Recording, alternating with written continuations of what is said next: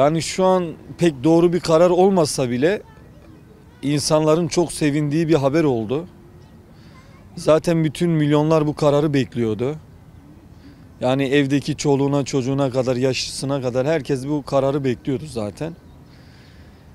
İyi mi oldu? Sağlık açısından belki şu an bir tedbirsizlik oluşturmuş olabilir ama biliyorsun yani malum kardeşim, çarşı kan alıyor, esnaflar kan alıyor. Kirasını ödeyemeyen insanlar var, evine ekmek götüremeyen insanlar var. Yani iyi oldu bence bu karar.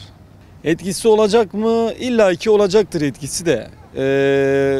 Ama insanlar gene de tedbiri elinden bırakmaması gerekiyor. Temizlik, maske, mesafe kuralına uyması gerekiyor. En önemlisi bu zaten kardeşim.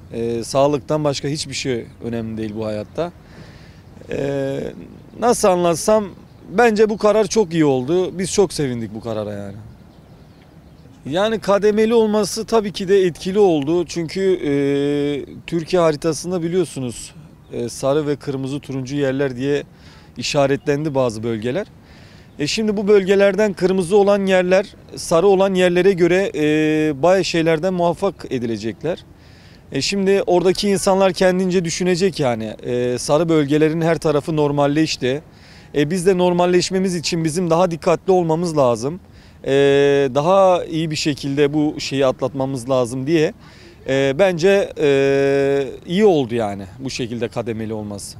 Yani tedbiri elden bırakmamak gerekiyor. Az önce söylediğim gibi. Zaten bu devletin verdiği bir karar değil yani, bilir kişiler toplanıyor yani bu masada. İnsan faktörünü, sağlığına zarar verecek ne tür bir olay varsa bunlar masada konuşuluyor zaten. Yani bence kısıtlamayı elden bırakmamak gerekiyor. Yani ara ara zaten televizyonda söyledikleri gibi ara ara 2 haftada bir herhalde şeylere göre de değişecekmiş herhalde durumlar. Yani kim dikkat ederse, kim sağlığına bakarsa yani o kurtarmış olacak en azından bölgesini. Böyle düşünmek gerekir yani. Yanlış bir karar olsa bakanlarımız, Cumhurbaşkanımız o kararı vermez. Adamlar bak bir yıl oldu pandemi çıkalı, verdi mi normali? Vermedi. Niye vermedi? İnsanlarımız ölmesin, vatandaşımız zarar görmesin diye vermediler.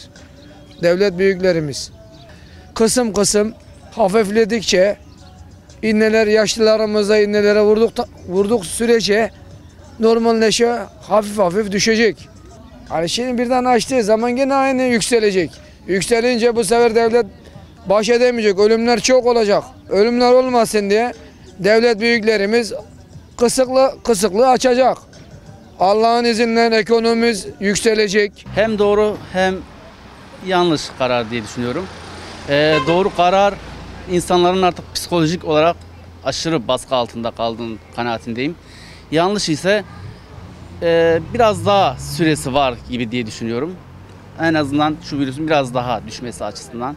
Yani çok güzel bir karar, lakin insanlar bunu istismar edeceğine şüphemiz yok. Yeterli değil ama gerekli bir şey. Lakin bunu vatandaşlar istismar etmediği sürece gerekli. Ama gel gör ki öyle bir şey olmuyor. Kademeli olması daha iyi aslında. Birden yasaklar kalktığında bu sefer halk sokağa yığılacaktı. Bunun gereği yoktu yani. Sağlık açısından da kötü olurdu. Eğer yasakların tamamı kalsaydı eğer, halk bu defa sokağa tamamen yığılacaktı. Bu defa virüslerin artmasına neden olurdu. Yavaş yavaş olması daha uygundur. Pazar günü insanların kendini sokağa atma günüdür aslında. Bu yüzden pazar günü hani insanların daha çok yoğunlukta olduğu gün olduğu için evlere kapanması daha makbul.